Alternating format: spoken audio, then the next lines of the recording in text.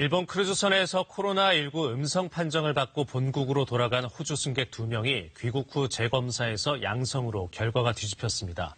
같은 과정을 거쳐 배를 떠난 승객 1000여 명 중에도 이런 오류가 있을 가능성이 있어서 우려되는 상황인데요. 도쿄를 연결합니다. 황현택 특파원, 호주 승객 2명은 어떤 경로로 감염 사실이 확인된 겁니까? 네, 어제 전세기를 타고 일본을 떠난 호주 국적 승객 164명인데요.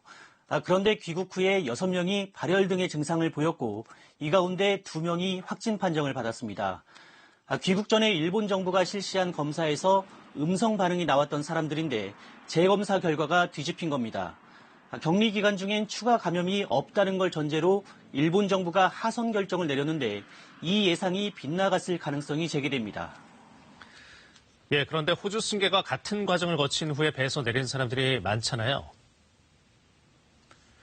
네, 일본 정부는 격리 기간이 끝나고 음성 판정을 받은 승객들을 오늘까지 모두 하선시켰습니다. 어제까지 700여 명, 오늘도 250여 명이 배에서 내려서 그 수가 1000명 가까이 됩니다.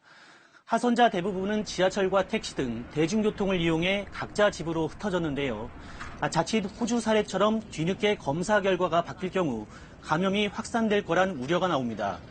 실제로 어제 가나가와현 지사는 격리 기간 중 감염 가능성을 처음으로 언급하기도 했습니다.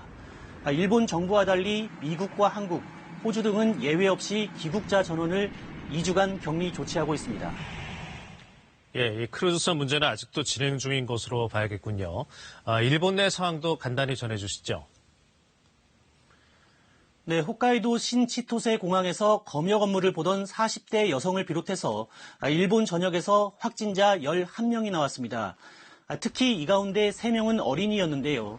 홋카이도에선 같은 초등학교에 다니는 형제 2명이, 사이타마에선 전세기 편으로 중국 우한시에서 돌아온 아버지에 이어서 오늘은 어린 아들까지 감염이 확인됐습니다.